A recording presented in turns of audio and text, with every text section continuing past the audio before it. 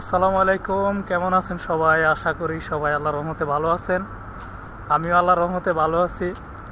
আজকে আমরা যে টপিক নিয়ে কথা বলবো, যে বিষয় নিয়ে কথা বলবো, সেটা হচ্ছে বিদেশ। বিদেশ তো আপনি আসবেন, যদি আসার আশা থাকে, যে কোনো দেশে আসেন না কেন, কুয়েত, সৌদি, ওমান, বাহরাইন, যে কোনো দেশে আপনি আসেন, তাহলে আপনার যে বিষয়গুলো সবসময় আপনার মাথায় রাখতে হইব, যেভাবে আপনার চলতে হইব, এই বিষয় নিয়ে আজকে কথা। প্রথম কথা হচ্ছে, 1 নম্বর, আপনি যার থেকে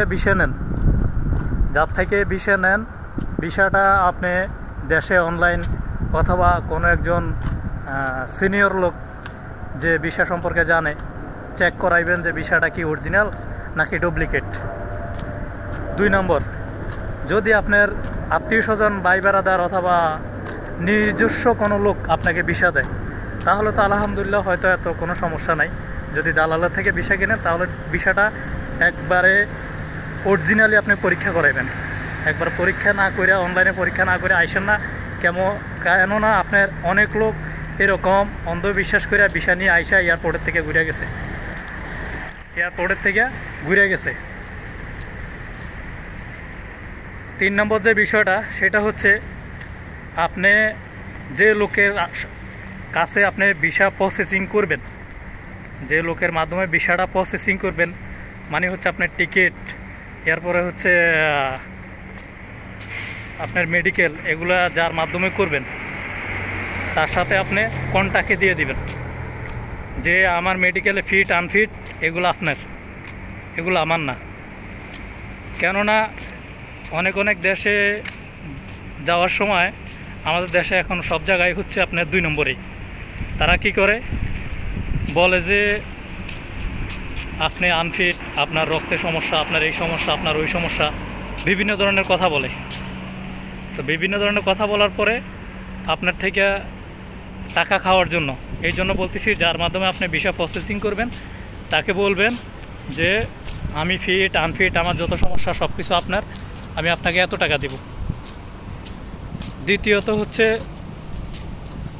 ওই লোকেরকে আপনি সবসময় চাপে রাখবেন যে আমার এত দিনের ভিতরে আমার এটা কমপ্লিট করে দিতে হবে। অনেক ভিসার মেয়াদ থাকে আপনার 6 মাস, অনেক ভিসার মেয়াদ থাকে আপনার 3 মাস। এক দেশে এক সিস্টেম। তো সুতরাং এই জিনিসগুলো আপনি মাথায় রাখতে হবে। এমনও সমস্যা হয় মাঝে মাঝে, এমন লোক আসে, তারা ভিসার 1 দিন টাইম হাতে, ওই কি করে, আপনার যারা ভিসা প্রসেসিং করে, তারা 1 দিনের হাতে টাইম রেখে ওরে কি বিদেশে পাঠায়। তো দেখা গেল আপনি আজকে গেছেন কত 4টা-5টা আপনি বিমান ফ্লাইট, ওইখানে যাই পৌঁছাইছেন রাতের 12টা বাজে পারে গেছে, আরে অন্য তারিখ চেঞ্জ হয়ে গেছে। তো তারিখ চেঞ্জ হয়ে গেলে আপনার ভিসার কি মেয়াদ শেষ, আপনাকে আর ঢুকতে দিবে না।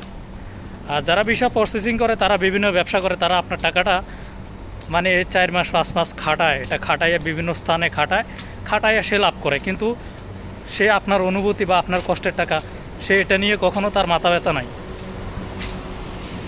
আরেকটা বিষয় যেটা মাথায় রাখবেন, যখন আপনার সব কিছু ইনশাআল্লাহ কমপ্লিট হয়ে যাবে, তখন আপনি কমপ্লিট হওয়ার আগে দেশে থাকতে যার কাছে আসবেন, আশেপাশে কয়েকজন বন্ধুবান্ধব যারা আপনার ওই দেশে আসছে, যেই দেশে আপনি যাইতেছেন, ওই দেশে যারা আছে, তাদের নাম্বারগুলো একটা কাগজে লিখে রাখবেন অথবা মোবাইলে সেভ করে রাখবেন, ঠিক আছে? আর অনেক সময় অনেক এয়ারপোর্টে বেশিরভাগই আপনার এখন ফ্রি ওয়াইফাই আছে। ওই দেশে গেলে ফ্রি ওয়াইফাই চালু করে ওদের ইমো বা হোয়াটসঅ্যাপ নাম্বারে আপনি কল দিবেন। ইমো বা হোয়াটসঅ্যাপ নাম্বারে আপনি কল দিলে তখন আপনার ওদের সাথে যোগাযোগ করতে পারবেন। আপনাকে যে লোকটা নিতেছে, তার সাথে যোগাযোগ রাখবেন।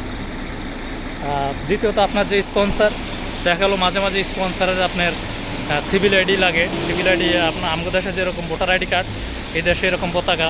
তো পতাকা ছাড়া আপনাকে ছাড়বে না, কুয়েতের মধ্যে এরকম সিস্টেম। আরেকটা কথা, 4 নম্বর কথা, সেটা হচ্ছে, যেই দেশে যাবেন আপনি চেষ্টা করবেন যে ওই দেশের কিছু কারেন্সি, ওই দেশের টাকাগুলো আপনি বানায় রাখবেন। বাংলাদেশ থেকে কিছু টাকা, ওই দেশের টাকা বানায় নিয়ে যাবেন, ঠিক আছে? হয়তো বা ডলার, দিনার, দেরহাম, যেটাই হোক, এগুলো বানায় নিয়ে গেলেন। কেননা আপনি একটা নতুন দেশে যাবেন, আপনার অনেক সমস্যা হতে পারে, আপনার টাকা পয়সা লাগতে পারে, তখন আপনি কার কাছে চাইবেন? আপনার অনেক সমস্যার কারণে টাকা পয়সা লাগে, কিছু টাকা পয়সা সাথে নিয়ে যাবেন। এরকম আপনার অনেকগুলো বিষয় আছে যেগুলো আপনি সবসময় মাথায় রাখতে হবে। আর সবচেয়ে বড় কথা যেটা, সেটা হচ্ছে বিদেশে যাবেন সবার আগে ভাষাটা ঠিক মতন শিখে নেবেন। যে দেশে যান ওই দেশের ল্যাঙ্গুয়েজটা ভালো মতন শিখে রাখবেন। শিখলে আপনি এক সময় দেখা গেল আপনি ভালো একটা অবস্থানে যাইতে পারবেন। যদি আপনার ভাষা জানা না থাকে তাহলে আপনি কোনো অবস্থানে যাওয়া আপনার পক্ষে সম্ভব না। তবে সম্ভব, তবে লেট হবে। যত তাড়াতাড়ি ভাষা শিখবেন তত তাড়াতাড়ি আপনি অনেক আগায় যেতে পারবেন। কথার মাঝখান দিয়ে আরেকটা কথা বলি, সেটা হচ্ছে আমরা এই চ্যানেলে বিভিন্ন নিউজ দিয়ে থাকি, যেমন কখন ভিসা বন্ধ, কখন ভিসা খোলা ইত্যাদি, এবং কখন কোথায় পুলিশের চেকিং চলে। তো যারা যারা আমাদের চ্যানেলে নতুন, আমাদের চ্যানেলটা সাবস্ক্রাইব করে রেখেন। ইনশাআল্লাহ আমরা যখনই ভিডিও ছাড়ব তখন আপনি আমাদের ভিডিওটা সবার আগে পেয়ে যাবেন।